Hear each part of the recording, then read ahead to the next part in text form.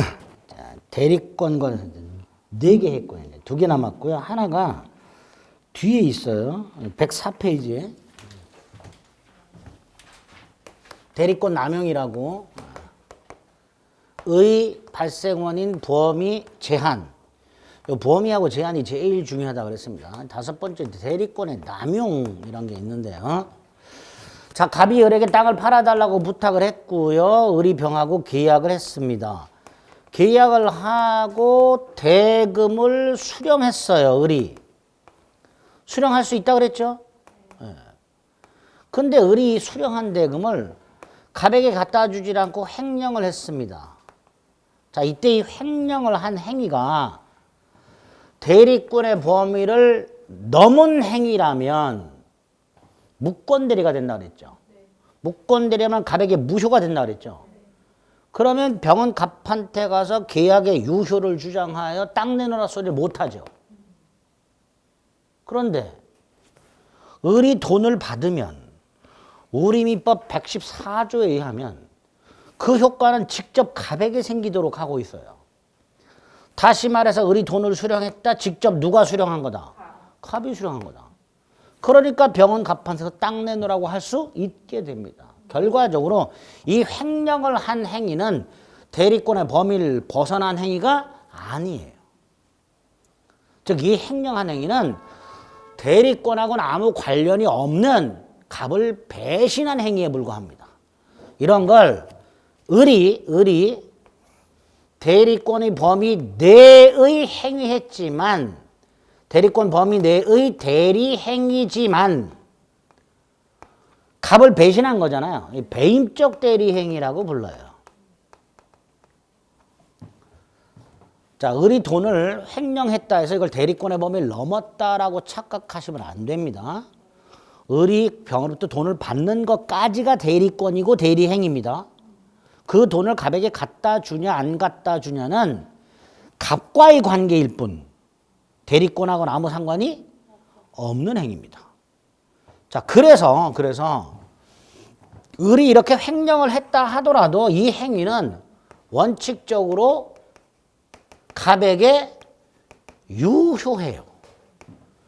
그러니까 병은 갑한테 땅 내놔 할 수 있는 거예요. 문제는 이 병이 상대방이 을이 횡령할 거라는 사실을 알았거나 알 수 있었을 경우 이때 문제가 생겨요. 병이 을이 횡령할 거라는 걸 알았거나 알 수 있었을 경우까지 병을 보호할 필요는 없습니다. 굳이. 그죠? 그래서 이런 경우에는 갑에게 무효가 된다라고 판결하고 있어요. 우리 대법원이. 문제는 근거 조문이 없어요. 민법에. 이거를 해결하는 민법 조문이 없어요. 민법을 아무리 들여다봐도 저걸 해결하는 규정이 마련이 되어 있지 않아요. 그래서 우리 대법원이 부득 63페이지 107조 1항 단서 상대방이 알았거나 알 수 있었을 경우에는 무효가 된다를 유추 적용합니다. 즉 107조 1항 단서를 유추 적용해서 이 문제를 해결하고 있습니다. 이런 걸 대리권 남용이라고 부릅니다. 됐지요? 네, 그래서 확인하면 교재 104페이지 대리권 남용. 이런 걸 대리권 남용이라 한다. 배임적 행위를 말한다. 원칙적으로 본인에게 효과가 귀속된다. 그러나 오른쪽 비진의 표시 규정을 유추 적용해라. 동그라미 2번. 대리인이 자신이나 제3자를 위하여 본인을 배신한 배임적 대리 행위하는 것을 상대방이 알았거나 알 수 있었을 때는 107조 1항 단서를 유추 적용해서 본인에겐 효력이 생기지 않는다 라고 해석하게 된다. 이런 걸 대리권 남용이라 하자. 이게 대법원 판례의 태도입니다. 그리고 이제 101페이지 돌아오면 마지막 대리권 소멸이 나오죠. 대리권 소멸은 대리권 소멸 사유 암기하는 거예요. 일단 조문 2개 127조와 128조를 암기하셔야 되죠. 127조는 임의 대리와 법정 대리의 공통된 소멸사유. 본인의 사망, 대리인의 사망, 성년 후견에 계시 파산. 그래서 본사, 대사성파 이렇게 외워달라고 그랬습니다. 그리고 몇 가지. 첫째, 대리인은 본인은 사망만 대리권 소멸사유지만 대리인은 사망뿐만 아니라 성년 후견에 계시 파산까지도 대리권 소멸사유인데 여기서 성년 후견에 계시만 규정이 있죠. 그러니까 대리인의 한정 후견에 계시는 대리권 소멸사유가 아니다라고 얘기하게 될 것이고요. 두 번째, 대리인의 성년 후견에 계시나 파산은 대리인이 된 후에 성년 후견에 계시가 되거나 파산 선고를 받았을 때 대리권이 소멸합니다. 이미 성년 후견이 계시가 된 사람, 이미 파산 선고를 받은 사람을 내가 대리인으로 선임하는 건 괜찮아요. 그럼 그놈한테는 대리권이 생겨요. 결국 성년 후견에 계시나 파산은 대리인이 된 후의 문제다. 이렇게 생각하시면 됩니다. 반면에 128조는 임의 대리의 특요한 소멸사유고요. 두 개가 있죠. 원인관계 종료하고 수권행위 철회. 수권행위 철회는 당연한 거고 임의 대리권은 수권행위를 통해 생긴다 그랬으니까 그걸 철회하면 대리권 소멸할 거고 또 하나 원인관계가 종료가 되더라도 수권행위는 아무런 영향을 받지 않는다는 문제가 있다 그랬죠. 그러니까 원인관계 종료도 임의 대리권 소멸사유로 따로 규정을 두고 있는 거다 말이죠. 그 다음에 맨 밑에 보면 법정 대리권 특유의 소멸사유가 있는데 하나 쓰세요. 대리권 상실 선고라고. 여기서 말하는 대리권은 친권을 말합니다. 친권자가 친권을 남용하게 되면요. 일정한 자의 청구에 의하여 가정법원이 친권을 박탈해버려요. 이게 법정 대리의 특유한 소멸사유가 됩니다. 물론 미성년자가 성년자가 되는 거 이런 것도 법정 대리권 특유의 소멸사유가 되겠죠. 우리 교재는 뭐 성년자가 미성년자가 성년자가 되는 게 예로 나와 있는데 그거 말고 이것 따로 기억해라. 답으로 나온 적이 있습니다. 다음 중 임의 대리권 소멸 사유가 아닌 것은 해서 요 대리권 상실 선고가 답으로 나온 적이 있습니다. 이런 식으로 대리권 소멸 사유를 나눠서 기억을 좀 해주시면 됩니다. 뭐 여기까지가 대리권과 관련된 거예요. 자, 두 번째. 대리인에게 대리권이 있다 하더라도 그 대리인이 상대방과 계약을 해야 되잖아요. 그죠? 그 계약을 대리행위로 해야 돼. 대리행위. 자, 여기서 대리행위로 한다는 게 도대체 무슨 의미냐? 방식. 그게 114조 1항과 2항에 마련이 되어 있습니다. 114조 1항에 보면 이렇게 되어 있죠. 대리인이 그 권한 내에서 본인을 위한 것임을 표시. 그죠? 그러면 직접 본인에게 효력이 생겨. 이렇게 있어. 아, 대리 행위를 할 때는 본인을 위한 것임을 표시해야 되는구나.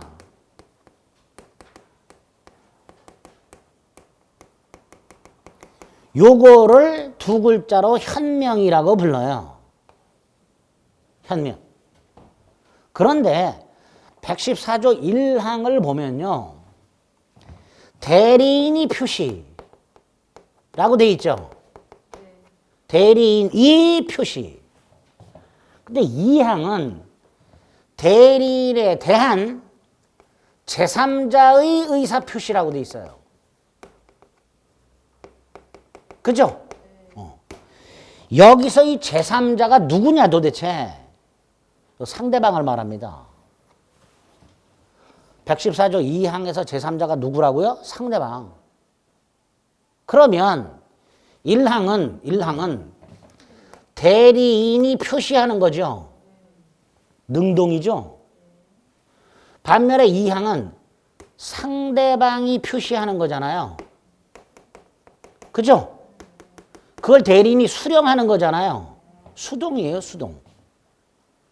1항은 능동대리, 2항은 수동대리. 자, 능동대리는 누가 표시하라? 대리인이. 수동대리는 누가 표시해라? 상대방이. 요거를 현명의 주체 이렇게 말을 해요. 뭐라 한다고요? 현명의 주체. 현명의 주체.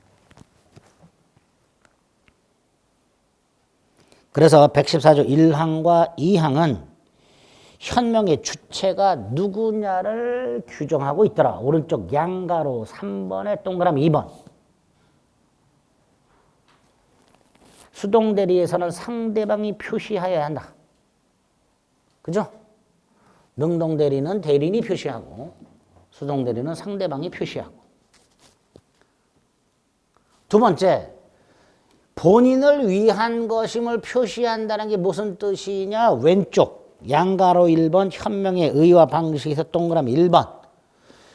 본인의 이익을 위한다는 뜻이 아니고 이익이든 불이익이든 그 효과를 본인에게 귀속시키겠다 라는 의미다. 이익이든 불이익이든.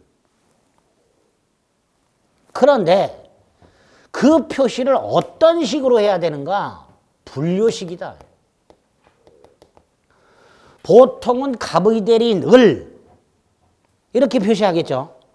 또는 계약서에 매도인 갑, 대리인 을 이렇게 표시를 할 거예요. 그런데 반드시 그런 식으로 하라고 되어 있진 않아요. 그래서 우리 대법원은 을이 병하고 계약을 할 때 이 행위가 을 자신이 아닌 타인, 본인을 위한 것임을 어떤 식으로든 병이 알 수 있게끔 표시하면 충분하다. 이거를 행위의 타인성이라고 해요. 대표적으로 이런 사건이 있었어요. 을이라는 자가 병하고 계약을 할 때 병에게 위임장을 제시했어요. 위임장. 위임장에는 위임인 갑, 수임인 을, 갑은 을에게 매각을 위임한다 이렇게 써 있을 거 아닙니까? 그걸 병한테 보여줬어요. 그런데 계약서에 매도인란에 을이라고 쓰고 토장을 꾹 찍었어요. 그러면 왼쪽에 주목을 하면 본인을 위한 것임을 표시한 거잖아요. 대리행위가 되는 거예요. 왼쪽을 주시하면. 그런데 계약서에 매도인 을이라고 써 있다면 이거를 주목하게 되면 이건 대리행위가 아니고 을이 매도인이 되는 거예요. 그죠? 그리고 이 땅은 갑소유 땅이었잖아요. 결국 타인 물건을 매매한 거예요.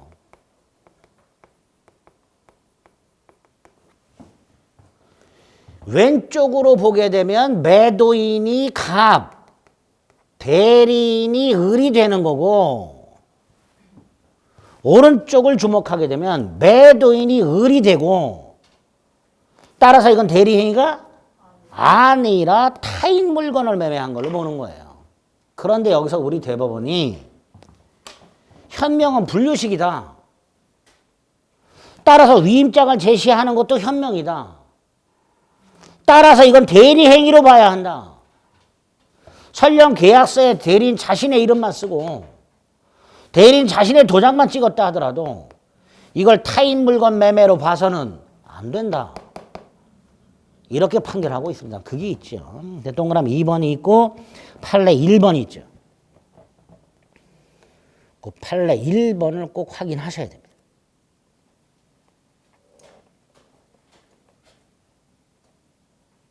됐죠? 네. 그 다음에 2번은요. 판례 2번은 대리인이 대리관계를 표시하지 않았죠. 그럼 오른쪽을 보세요. 115조. 대리인이 본인을 위한 것을 표시하지 않으면 누굴 위한 걸로 본다? 자기를 위한 걸로 본다. 근데 단서에 뭐라고 돼 있어요? 상대방이 알았거나 알 수 있을 때는 다시 대리행위가 된다. 그거 말하는 거예요. 대리관계를 표시하지 않았고 을이 설령 병에게 갑으로 행세했다 하더라도 상대방이 대리행위라는 걸 알았거나 알 수 있었다면 대리행위가 될 수 있다. 그런 의미입니다. 무조건 다 대리행위가 되는 게 아니라. 아시겠죠? 그래서 다시 원칙적으로 본인을 위한 것을 표시해야 돼. 그 분류식이야. 그러니까 이것도 대리행위야. 계약서에 갑의 이름만 쓰고 갑의 도장만 찍었다 하더라도 대리행위가 되는 경우가 있단 말이죠. 두 가지, 위임장을 보여줬거나 상대방이 알았거나 알 수 있었을 경우. 그래서 오른쪽 115조가 다시 등장하는 거예요. 현명을 하지 않으면 일단 을이 당사자야, 을이. 매도인이 을이야, 을은 책임져야 돼. 병이 을한테 와서 땅 내놓으라고 하면 땅 줘야 돼. 이때 을은 야, 나는 갑을 위한다는 의사가 있었지만 표시를 안 했다. 착오가 있었다. 나 계약을 취소하란다. 이따위 소리 못 해요. 115조 본문에서 을 네가 책임지라고 못을 박아놨어. 다만 을이 표시를 안 했음에도 불구하고 상대방이 대리행위라는 걸 알았거나 알 수 있었을 경우가 있을 수 있단 말이지 이미. 그럴 때는 다시 전조 1항을 적용하여 직접 본인에게 효력이 생긴다. 즉 대리행위가 될 수 있다. 이렇게 조문을 만들어 놓은 겁니다. 이게 대리행위 방식과 관련된 114조와 115조의 내용이 이해되시죠? 그 다음에 양가로 3번 동그라미 2번은 받고 동그라미 3번 상행위라고 돼 있는데 상행위는요. 계약 당사자 일방 또는 쌍방이 상법상 상인인 경우를 상행위라고 합니다. 빈번하게 이루어지겠죠. 두 번째, 일상가사 대리. 부인이 남편 물건을 사러 백화점을 갔어요. 백화점 직원에게 나는 누구의 부인 누구입니다. 이거 밝혀야 돼? 밝힐 필요가 없죠. 그러니까 빈번하게 이루어지는 상행이나 부관의 일상가사 대리 행위를 할 때는 굳이 현명할 필요가 없단 말이죠. 그죠? 그래서 현명의 예외가 되는 거죠. 거기까지 딱 생각하시면 됩니다. 자, 두 번째가 대리행위의 하자라고 되어 있는데요. 이 대리행위의 하자는 예를 들어 갑이 이렇게 땅을 팔아달라고 부탁을 했고 을이 병하고 계약을 했어요. 대리행위를 했어. 그런데 이 대리행위가 우리가 앞에서 봤던 일반적 요건, 목적 요건과 의사표시 요건을 못 갖춰. 그런 경우 있을 수 있지요. 그걸 대리행위 하자라고 해요. 반사의 질서 행위거나 강행 규정을 위반했거나 비진위 표시나 허위 표시나 이런 게 있어. 자, 그럴 때 본인을 기준으로 유무효를 판단할 것인가 대리를 기준으로 유무효를 판단할 것인가의 문제가 생기고 그걸 대리행위 하자라고 하고 우리 민법은 대리인 기준해라 라고 하는 거예요. 대리인 기준. 대리인을 기준해라. 대리인 기준. 그래서 첫째 예를 들어 갑이 이렇게 땅을 사오라고 시켰는데 을이 병과 매매 계약을 했어. 근데 병은 이미 그 땅을 정한테 판 상태야. 제1매매, 제2매매. 근데 제2매매의 경우에 제2매수인이 적극가담을 해야 반사의 질서에는 무효가 되죠. 근데 대리행위는 얘를 기준으로 하면 얘. 그러니까 대리인이 적극가담을 했다면 설령 제2매수인이 적극가담을 한 적이 없다 하더라도 저희 제2매매는 반사의 질서가 된다라는 뜻이에요. 이게 첫 번째. 두 번째, 착오. 아까 착오 뭐라 그랬어요? 본인의 의사와는 상관없이 대리인의 의사와 표시가 불일치하고 그걸 대리인이 모르고 있으면 착오가 되고 취소권은 갑에게 생긴다 이런 뜻이에요. 선악도 대리인 기준하라고 돼 있단 말이죠. 과실유무도 대리인 기준하라고 돼 있고요. 의사의 흠결, 비진이 허위 표시 착오 다 대리인 기준하라고 돼 있는 거예요. 사기 강박도 마찬가지죠. 대리인이 사기 강박을 당해야 본인에게 취소권이 생긴다는 뜻이에요. 반대로 본인이 사기 강박을 당했어. 근데 대리인은 사기 강박을 당한 적이 없어. 그럼 취소권 없다라는 뜻입니다. 이렇게 적극가담, 선악, 과실유무, 착오, 사기 강박 다 누굴 기준해라? 대리인 기준해라. 자, 그러면 담보 책임은 어떻게 될까? 아까 제가 담보 책임 중에 하자 담보 책임이라고 병으로부터 물건을 샀는데 그 물건에 하자가 있어. 매수인이 선이 무과실이면 하자 담보 책임 물을 수 있다고 그랬죠. 근데 얘를 기준으로 해야 되잖아. 그러니까 얘가 선이 무과실이라면 설령 매수인 갑은 하자를 알고 있었다 하더라도 을을 기준으로 하면 되니까. 을이 선이 무과실이니까. 갑은 병에게 담보 책임을 물을 수 있다. 이렇게 되는 거예요. 그죠? 자, 116조 1항에 보면 의사표시 효력이 의사의 흠결, 의사의 흠결이 비진의 허위 표시 착오죠. 사기양박, 알았다 악의 과실 이런 걸로 영향을 받을 때 대리인을 표준해라. 그게 원칙이다. 밑에 동그라미 1번, 동그라미 2번. 그죠? 그래서 오른쪽 참고를 보세요. 대리인이 하자 있는 물건 매수함에 있어서 설령 본인이 하자를 알고 있었다 하더라도 대리인이 선의 무과실이라면 본인은 담보 책임을 물을 수 있다. 이렇게 되는 거예요. 116조 1항을 적용해서. 그죠? 다음 페이지 참고 1번을 보세요. 대리인이 본인을 대리해서 매매계약을 체결함에 있어서 매매 대상 토지에 관한 저간의 사정을 알았다고 돼 있죠. 예? 매매 대상 토지에 관한 저간의 사정이 뭘까요? 이미 제일매매가 있다는 사실. 그걸 알면서도 적극가담했어, 대리인이. 그죠? 그러니까 설사 본인이 적극가담 사실을 몰랐거나 반사회성을 야기한 것, 즉 적극가담한 것이 아니라 할지라도 그 매매는 반사의 질서가 된단 말이죠. 반사의 질서가 된다 그러면 될 거를 반사의 사회 질서에 반한다는 장애 사유가 부정되는 것은 아니다. 이지랄하고 앉아있어. 사중부정을 쓰고 자빠졌어. 사회 질서에 반한다 이런 뜻이에요. 그거를 사회 질서에 반한다는 장애 사유가 부정되지는 않는다. 있다고 그러잖아. 이게 대법원이 꼰대짓을 하는 거야. 아직까지도. 어? 조선시대 판례를 판결하고 자빠졌어요. 사회 질서에 반한다 해서 끝나면 돼요.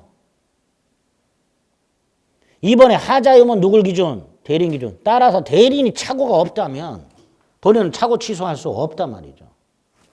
그죠? 그런데 예외가 있더란 말이죠. 예외는 누굴 기준하는 거예요? 본인 기준. 그죠? 본인 기준하는 것 중에 우리 하나 본 게 있어요. 궁박. 예? 갑이 여러 개 물건을 사오라고 시켰더니 10,000원짜리를 10만 원 주고 사왔어, 얘가. 이게 불공정한 행위가 되려면 피해자가 궁박경서를 무경험해야 되잖아. 근데 대리인 기준 하잖아요. 그러니까 얘가 궁박경서를 무경험해야 돼. 그런데 우리 대법원이 궁박만은 얘를 기준해라 이렇게 판결해요. 예외가 되는 거예요. 그러니까 잘 나오죠. 궁박 여부는 본인 기준, 경설무경험은 대리인 기준. 없네? 없죠? 어디 있을까? 불공정한 행위 있겠지. 그래 우리 확인했잖아요. 불공정한 행위에서 중요하다고. 51페이지 그렇게 돼 있네. 체크돼 있죠? 거기 있잖아요. 네, 거기 있잖아요. 그렇게 돼 있잖아. 교과서에. 중요하니까 그렇게 돼 있지.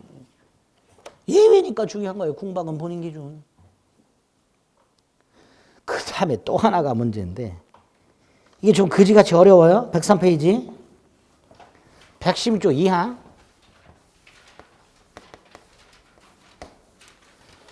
본인이 대리인에게 특정한 행위를 위임하고 대리인이 본인의 지시에 쫓아 행위하는 거예요. 지시.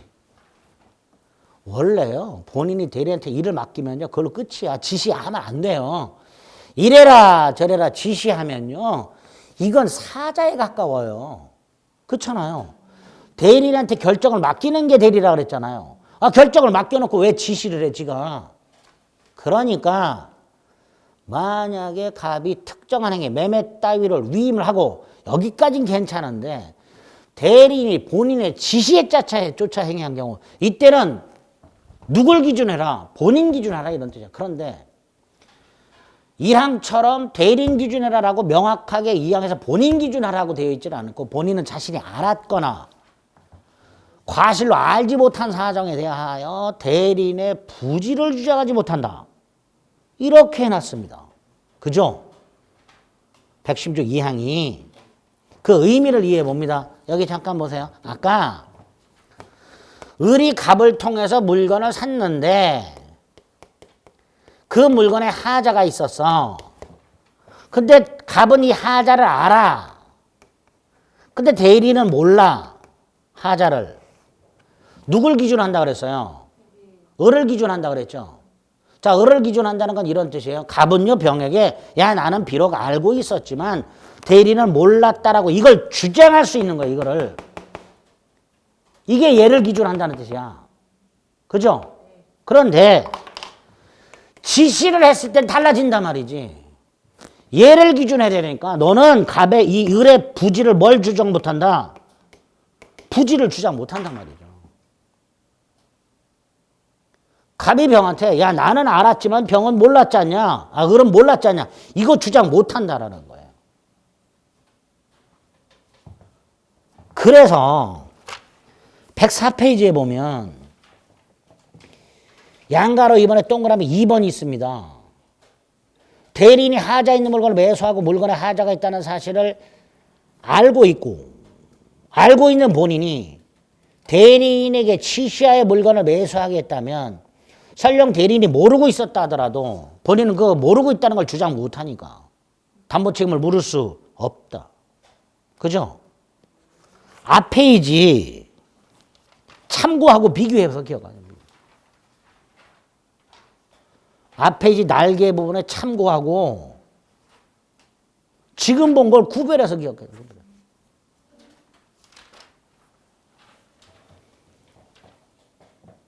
구별되시죠? 여기서 포인트가 뭐예요? 지시가 포인트야. 그러면 본인은 대리인의 부지를 주장하지 못한다. 즉 본인을 기준해라. 라는 뜻이다. 그게 구체적으로 담보 책임 문장 2개 가지고 비교해서 기억하자 말이죠. 그죠? 만약에 이렇게 처리를 안 하면요. 이런 일을 저지른다니까 갑이. 병물건을 사고 싶은데 하자가 있는 걸 알아. 그럼 지가 직접 샀다가는 담보 책임을 묻지를 못해. 그러니까 을에게 지시를 해. 야, 가서 병한테 물건 사와라. 이렇게. 그리고 지시를 해. 너무 꼼꼼하게 살펴보지 마라. 이런 짓거리를 하는 갑이 나타난단 말이죠. 그러니까 그런 걸 막기 위한 게 110조 2항이란 말이에요. 무슨 말인지 아시겠죠? 이걸 대리인 하자라고 합니다. 110조 2항을 이해하기가 대단히 어려워요. 조문 자체가. 그지같이 마련이 되어 있어서. 그런데 지금 말씀드린 담보책임 지문 2개 가지고 비교해서 이해하시면 됩니다. 자, 세 번째가 대리인의 능력인데요. 이건 왜 필요할까요? 우리 법률 행위가 유효하려면 당사자는 능력이 있을 걸 그랬죠. 그죠? 그런데 대리는 당사자가 직접 계약을 하는 게 아니라 대리인이 계약을 하잖아요. 그러니까 당사자는 의사능력이나 행위능력이 필요가 없어요. 그죠? 원래는 당사자가 행위능력, 의사능력이 있어야 되는데 대리는 당사자가 직접 행위하는 게 아니라 을이 행위를 하니까 을이 병하고 계약을 할 당시에 갑은 만취해 있어도 되고 그죠? 그러니까 의사능력, 행위능력이 필요가 없어요. 얘는. 그러니까 얘가 필요한 거예요. 얘가. 그게 대리인의 능력이에요. 당연히 대리는 무슨 능력이 있어야 돼? 의사능력. 판단해야 되니까. 결정하고 판단해야 되니까 의사능력은 당연히 있어야 돼요. 그러니까 을이 병하고 대리 행위할 때 만취해 있었으면 그 행위는 무효가 되는 거예요. 그냥. 문제가 행위능력이죠. 117조에서 행위능력 필요 없다고 돼 있어요. 대리인은 의사능력자임을 요하지 않는다. 아닙니다. 틀린 지문입니다. 의사능력이 아니라 행위능력자임을 요하지 않는다. 이렇게 나왔어요. 그러니까 그 117조를 이해하셔야 돼. 자, 이런 의미죠. 갑이 을에게 땅을 팔아달라고 부탁을 했는데 을이 미성년자야. 얘가 병하고 갑소유 A 토지를 매매해. 그런데 미성년자가 계약을 할 때는 원칙적으로 부모 동의가 필요하잖아요. 근데 여기서 이 부모동의 필요 있어요, 없어요? 없잖아. 값어의 땅을 파는데 을이 왜 을의 부모동의가 필요해? 이거 필요 없단 말이지. 그 말입니다, 이게. 대리인이 미성년자와 같은 제한능력자일 때 대리 행위를 하는 경우 그 법정들의 동의 따위는 필요가 없고 따라서 이거를 을의 제한능력을 이유로 취소할 수는 없다. 이런 뜻입니다. 그게 117조의 의미가 되는 거예요. 미성년자가 계약을 할 때 부모 동의 받으라는 건 미성년자 자기 자신의 계약을 할 때 받으라는 거예요. 권리도 생기고 의무도 생기고 책임도 지니까 을이 그런 책임이 생기는 일을 할 때는 부모 동의를 받으라는 뜻인데 얘가 대리 행위를 했어. 책임질 일이 있어요, 없어요? 없잖아. 그러니까 동의 필요 없도록 만들어 놓은 거예요. 117조에서. 그게 행위능력자임을 요하지 않는다는 뜻입니다. 자, 문제는 만에 하나 갑과 을이 수수료 계약을 했어. 원인관계죠. 이건 을의 대리 행위예요, 아니에요? 아니잖아. 이거 하게 되면 을에게 권리 의무가 생기잖아요. 이건 부모 동의 받아야지.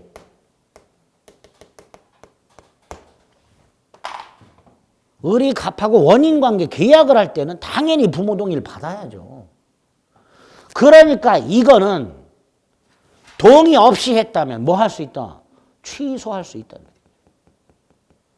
그러니까 대리 행위를 취소 못한다는 의미지 원인관계는 취소할 수 있다가 됩니다. 그게 117조의 의미가 됩니다. 105페이지. 대리인의 능력 117조 대리인은 행위능력자임을 요하지 않는다. 양가로 1번 의사능력은 있어야 한다. 그러나 양가로 2번 대리 행위는 행위능력자임을 요하지 않으니까 대리인의 제한능력을 이유로 대리 행위를 취소할 수는 없다라는 뜻입니다. 그죠? 그래서 예제를 봅니다. 갑은 자신의 X토지를 매도하기 위하여 을에게 대리권을 소유하였다. 동그라미 1번 을이 한정 후견 개시가 됐네? 대리권 소멸해요, 안 해요? 안 하잖아. 성년 후견이 개시가 돼야 대리권 소멸하잖아요. 1번 틀렸고 벌써. 2번 을은 갑의 허락이 있으면 갑을 대리하여 자신이 매수하는 계약을 할 수 있는가? 자기 계약 할 수 있지. 본인이 허락했으니까. 3번 갑은 수권행위 처리할 수 있지요. 4번 수권행위는 분류식이라 그랬죠. 5번 을은 잔금을 수령할 권한이 있다 없다? 있다. 뭐야 도대체 문제가 지문이. 그죠? 아주 기본이 되는 지문들로만 나온단 말이죠. 이런 지문, 이런 문제들은요, 나중에 이제 실전에 가가지고 한 10초, 20초 만에 팍팍 풀 수 있는 훈련이 돼야 돼요. 이런 거저주는 문제들은 빨리 푸는 훈련들을 빨리 푸는 훈련. 지금은 아직 익숙하지 않죠, 그죠? 문장 하나 읽는데도 한참 걸리지. 내가 훈련을 해가지고 시간을 단축해야 돼. 그래 이제 나중에 보면 좀 긴 문제들이 나와요. 그런 것들을 찬찬히 읽을 수 있는 시간을 확보할 수 있게 됩니다. 민법 총칙 문제들은 대부분 이런 식의 수준이기 때문에 시간을 좀 많이 벌어야 돼요. 민법 총칙에서.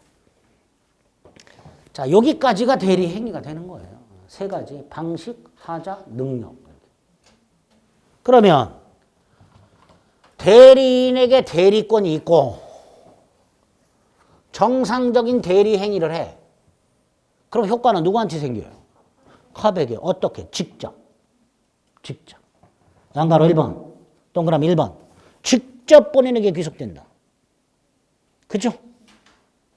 그 다음에 그 귀속되는 효과는 동그라미 2번. 주된 효과뿐만 아니라 그 대리행위 하자가 있어서 발생하는 것들, 취소권, 해제권, 원상회복, 부당이득, 손해배상 다 누구한테 귀속된다? 본인에게 귀속된다. 그래서 시험 문제가 이렇게 나온 적이 있어요. 갑의 채무불이행을 이유로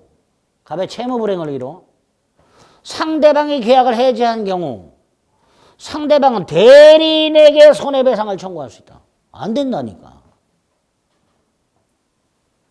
계약의 주된 효과뿐만 아니라 부수적 효과까지도 전부 누구한테 귀속? 갑에게 귀속. 그게 동그라미 1번, 2번 이렇게 됩니다. 여기까지가 대리권 대리행위입니다. 어렵지 않죠? 라고 생각하고 자꾸 보셔야 돼요. 그 다음 이제 오른쪽을 봤더니 징글징글한 복대리가 딱 나왔습니다.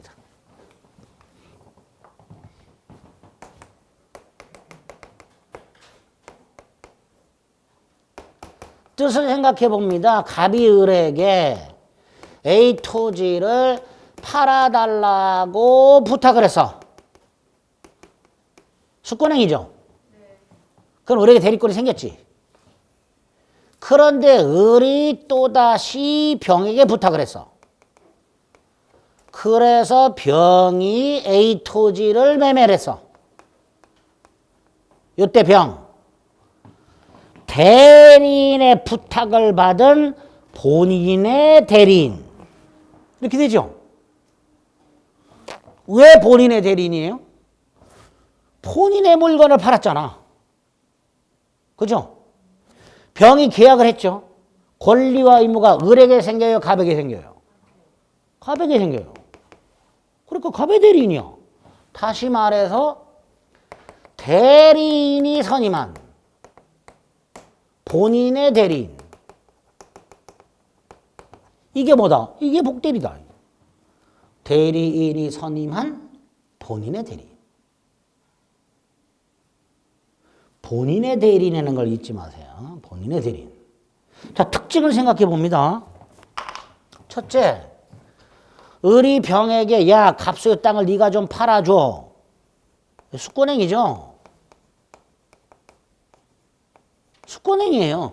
이게 수권행위잖아. 이것도 수권행위야. 다시 말해서 을이 병에게 팔아달라고 부탁하는 행위는 을의 대리 행위가 아니야. 을의 대리 행위가 아니라 수권행위야. 수권행위. 이거를 복임행위라고 부르는 거예요.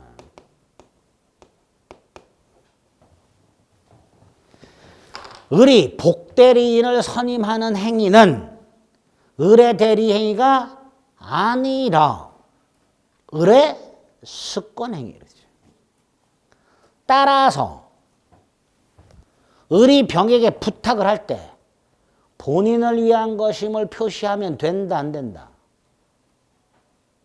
을이 병에게 부탁을 할 때 본인을 위한 것임을 표시하면 된다, 안 된다?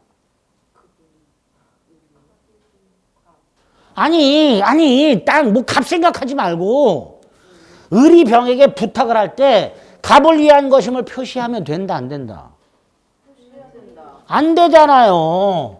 갑을 위한 것임을 표시하는 순간 대리행위가 돼버리잖아. 아까 대리행위가 뭐였어요? 갑을 위한 것임을 표시. 근데 을이 병에게 부탁하는 것은 대리행위가 아니니까 갑을 위한 것임을 표시하면 안 되죠. 을의 이름으로 해야 돼요. 을의 이름으로. 갑의 이름이 아니라.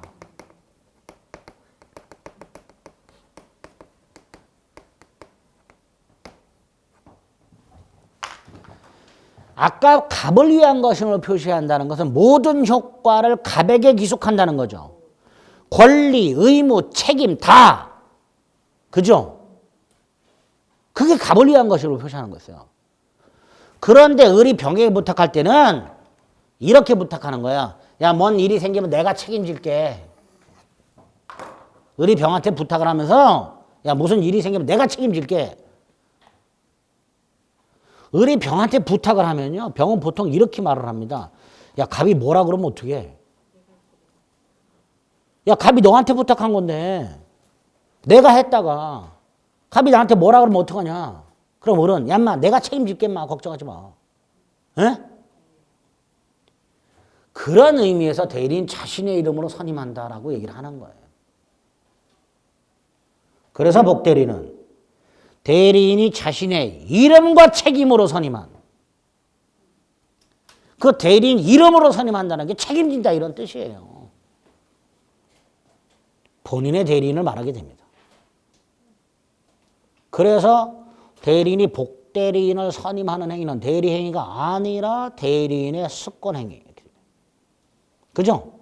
그래서 얘는 언제나 임의대리인 이렇게 된 거. 언제나 임의대리인. 대리인의 습권행위를 통해서 대리권이 생겼으니까 얘가 법정 대리인이든 임의대리인이든 상관없이 얘는 언제나 무슨 대리인? 임의대리인. 그 다음에 병이 대리행위를 해서 갑에게 만약에 손해가 생겼다 하더라도 병은 책임지지 않죠. 근데 을은 책임지자 그랬지. 책임을 져야 돼.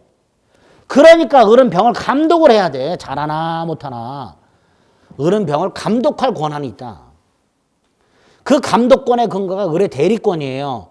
따라서 을이 병을 선임하더라도 을의 대리권은 소멸하지 않아요. 그래서 병의 대리권은 을의 대리권에 종속하게 돼 있습니다. 즉 병의 대리권의 범위는 을의 대리권의 범위보다 커서는 안 돼요. 같거나 작아야 되고요.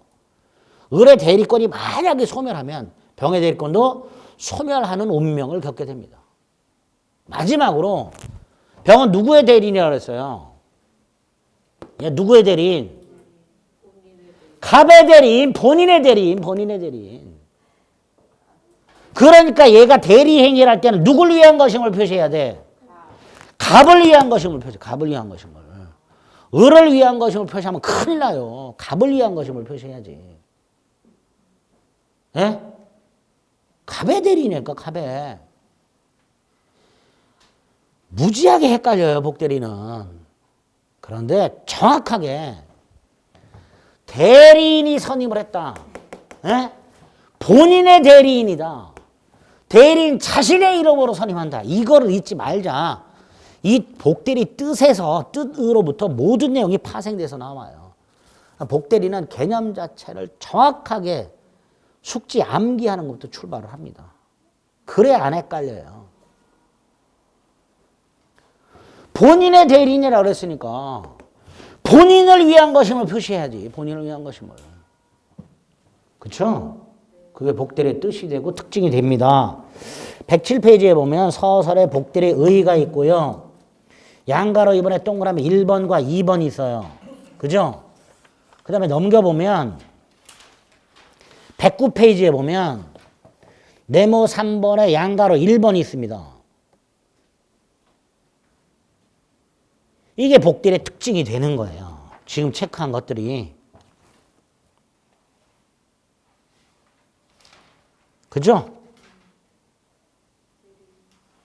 복대리의 뜻과 복대리의 성질, 특징을 정확하게 이해하고 숙지하셔야 됩니다. 잘 나옵니다. 지금 말씀드린 게. 그 다음에 얘는 병이 저지른 행위에 대해서 책임지자 그랬죠. 민법상 책임을 지려면요. 근거 규정이 필요해요. 무조건 책임지는 게 아니야. 조문도 없는. 아까 차고 같은 경우에 상대방에게 손해가 생겼다 하더라도 손해배상 책임이 있다 없다? 없다 그랬죠. 왜 없어? 규정이 없어요.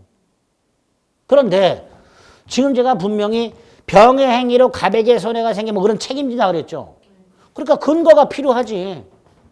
그래서 마련된 게 복인권과 책임이에요.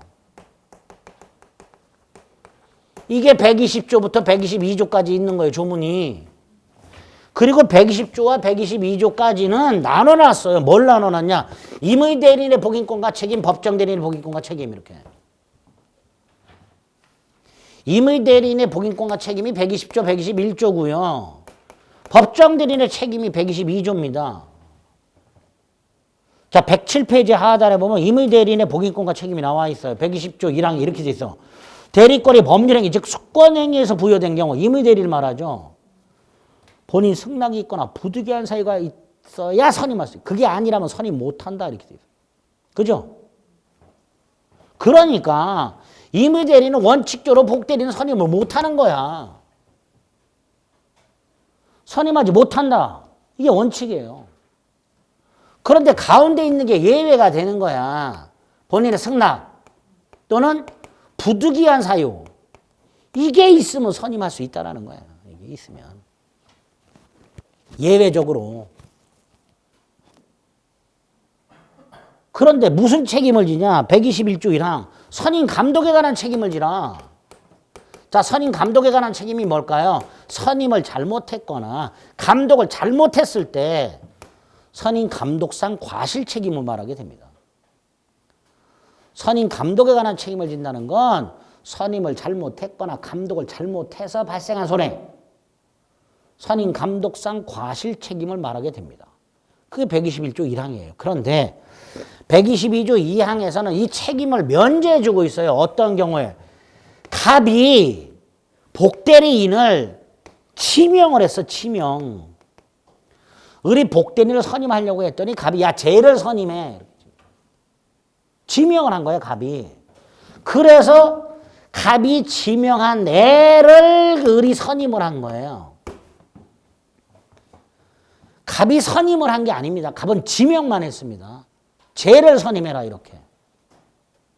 이렇게 본인이 지명을 한 경우에는 이 본인이 지명을 한 자가 그 일을 하기에 적합하지 않은 사람, 부적임하거나 불성실하거나, 두 번째, 그 사실을 을이 알고 있고, 세 번째, 그럼에도 해임을 안 해. 그럼에도 갑에게 통지를 안 해. 그럴 때만 책임을 지라고 돼 있는 거예요. 그럴 때만.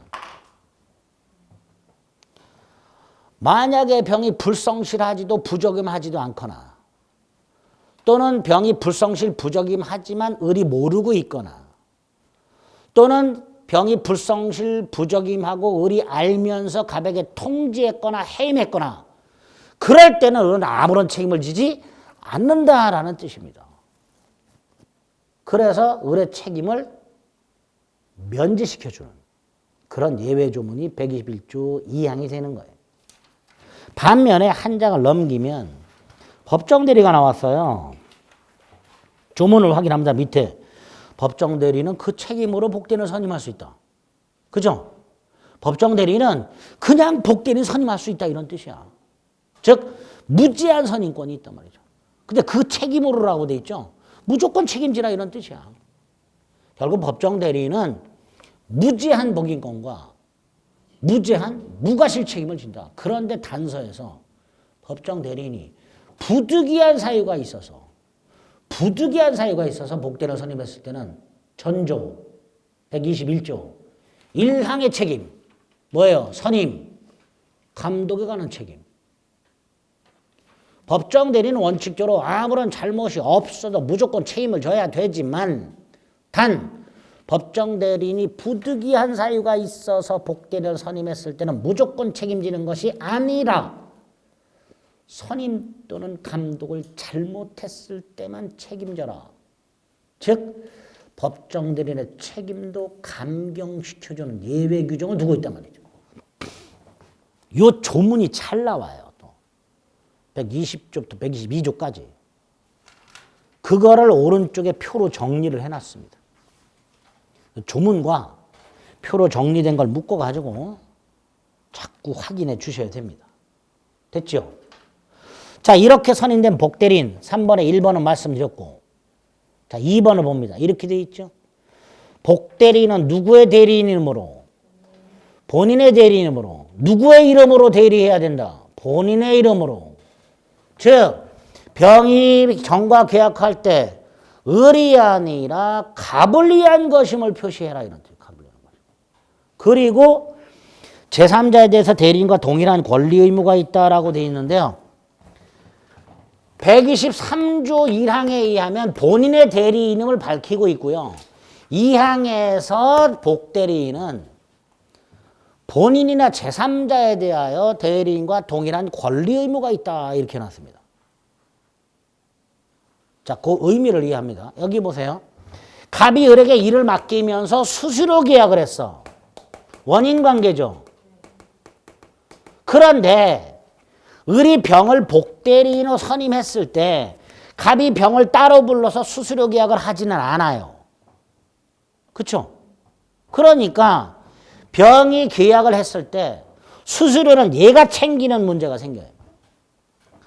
갑과 을 사이에 계약이 있어서 권리 의무가 있는데 갑과 병이 따로 계약을 하진 않으니까 갑병 사이에는 아무런 권리 의무가 없다는 문제가 생기고 따라서 이런 병이 연락하고 수술하는 의리 챙기는 문제가 생기니까 갑과 을 사이의 계약을 통해서 권리 의무가 존재한다면 갑과 병은 따로 계약을 한 적이 없다 하더라도 병도 갑에 대해서 을과 똑같은 권리와 의무가 있다라고 규정을 두게 됩니다. 그래서 갑과 을 사이에 위임계약을 했어. 위임계약. 위임계약을 하면요. 소임인은요. 위임일에게 비용이나 보수 따위를 청구할 수 있습니다. 그게 위임계약의 특징이에요. 그러니까 갑, 병 사이에도 병도 소임인의 지위에서 갑에게 뭐 할 수 있다? 보수나 비용 따위를 청구할 수 있다. 이렇게 해석을 하게 됩니다. 그게 양가로 2번의 내용입니다. 그게 양가로 3번에 가면 이렇게 돼 있죠. 밑에서 세 번째 줄. 대리인이 수임인이라면 복대리인도 본인에 대해서 수임인으로서 권리와 의무를 갖게 된다. 그죠? 이렇게 본인과 복대리인 사이에 따로 위임계약 따위가 없다 하더라도 본인과 대리인 사이에 위임계약이 체결되어 있다면 본인과 복대리인 사이에도 위임계약이 체결된 걸로 보겠다. 가 123조 2항의 취지가 됩니다. 됐죠? 그 정도. 그리고 다음 페이지 4번은 건너뛰고 네모 4번 복대리권 소멸이 나오죠. 복대리권의 소멸은 어떤 경우일까요? 첫째, 대리권이 소멸하면 복대리권 소멸한다 그랬죠. 또 하나, 복대리인의 사성파. 그럼 복대리권 소멸하겠지. 이런 거. 대리인의 수권행위 철회. 복대리권 소멸하겠죠. 결국 대리권이 소멸함으로써 복대리권이 소멸하는 경우가 있고 대리권은 그대로 있고 복대리권만 소멸하는 경우도 있고 그런 게 그 대리권 소멸에 나와 있는 것들이에요. 그 정도 생각하시면 됩니다. 복대리 좀 어렵죠? 그죠? 헷갈리지? 문제 볼게요. 예제 1번. 복대리는 누구의 대리인? 본인의 대리인. 2번. 임의 대리인이 본인의 승낙으로 복대리인 선임했어요. 아까 무슨 책임진다 그랬죠? 선임, 감독에 관한 책임진다 그랬어요. 그런데 책임이 없다니까 이게 답이죠. 3번 대리인이 여기 보세요. 대리인이요. 이 대리인이 얘를 선임하고 죽었어. 대리권 소멸했지? 그럼 뭐도 소멸해? 복대리권도 소멸해. 그래서 3번. 4번 복대리인의 대리행위도 당연히 대리니까 무권대리, 표현대리 적용될 수 있을 것이고 5번 법정대리는 무조건 선임할 수 있었죠. 부득이한 사유가 없어도 선임할 수 있지. 그러니까 틀린 거 2번. 이렇게 나옵니다. 표현대리 몰라도 돼요. 지금. 굳이 뭐 지금. 표현대리도 대리라는 제도인데 뭐. 몰라도 아 대리 제도구나. 복대리도 대리구나. 적용되겠지. 예? 뭘 나빠 나쁘기는 그래서 뭐 피할 거야 어떻게 할 거야 맞춰야지 이렇게 쉽게 나오는데 그래서 복대리까지 살펴봤습니다. 머리가 아프니까 무권대리 이제 다음 주에 자 오늘 문제 볼게요.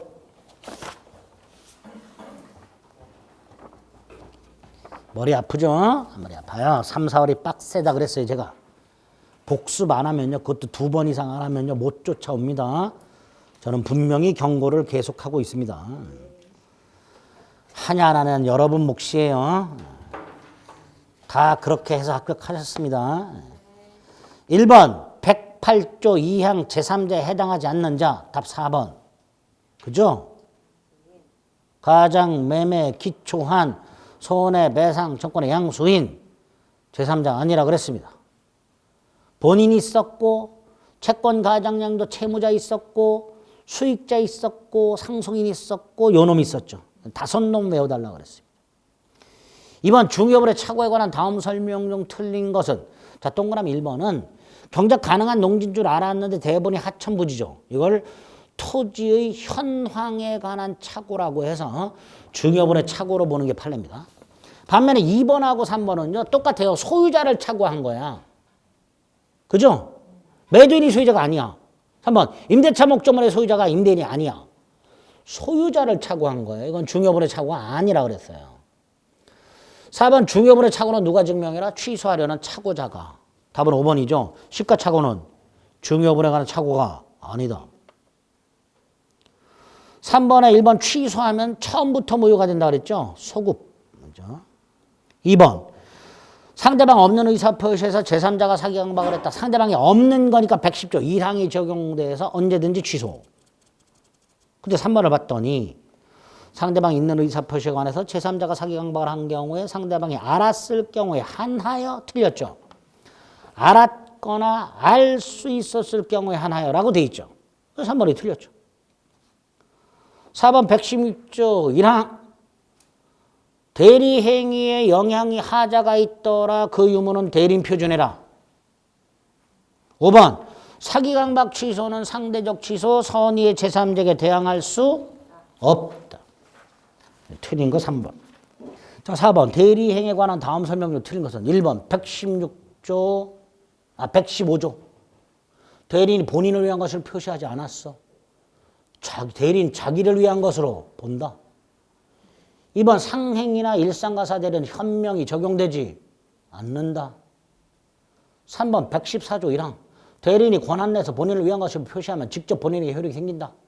4번 틀렸죠. 의사능력이 아니라 행위능력자임을 요하지 않는다. 자, 5번 대리인이 사기 강박을 당하지 않았어. 대리인이 사기 강박을 당해야 본인에게 취소권이 생겨. 근데 대리인이 사기 강박을 당하지 않았어. 그러니까 본인은 취소할 수 없다. 그죠? 자, 5번 갑의 대리인 의리 병과 계약을 했다. 옳은 것을 골라라. 1번 의리 대급을 횡령할 생각을 가지고 있었어. 대리권 남용이죠. 원칙적으로 본인에게 유효하죠. 그럼 1번이 틀렸지. 1번 틀렸죠. 자, 2번 의리 갑을 위한 것임을 표시하지 않았어. 그래서 병이 의를 계약 당사자로 생각했어. 의리 계약 당사자죠. 그러니까 그럼 착오 취소 못해. 책임져야지. 3번 주의 사정에 비춰볼 때 계약 당사자가 갑임을 병이 알 수 있었어. 아까 뭐라 그랬어요? 의리 현명하지 않았다 하더라도 병이 대리행위랑 알았거나 알 수 있었다면 대리행위가 된다 그랬죠. 그러니까 갑과 병 간의 계약이 성립하죠. 4번도 마찬가지죠. 계약서에 의리 갑의 이름만 적고 갑의 도장을 찍었다 하더라도 상대방이 알았거나 알 수 있었다면 유효한 대리행위가 될 수 있잖아요. 그러니까 4번도 틀렸죠. 5번 의리 미성년자야. 이때 의뢰 대리행위를 의리 미성년임을 이유로 취소할 수는 없다. 그죠? 그래서 답은 3번. 그죠? 요 정도 문제는 앞으로 여러분들이 7, 8월까지 열심히 훈련하셔서 9월 달부터는 술술 풀 수 있게 돼요. 지금은 아니고, 지금은 버겁습니다. 이 정도도. 하지만 저하고 같이 계속 훈련해서 7, 8월 달 지나갔고 9월 달부터는 이 정도는 그냥 샥샥 풀 수 있게끔 훈련이 돼야 됩니다. 아시겠죠? 그러기 위해선 복습 몇 번? 2번 이상 꼭 하세요. 여기까지 하겠습니다. 수고하셨습니다.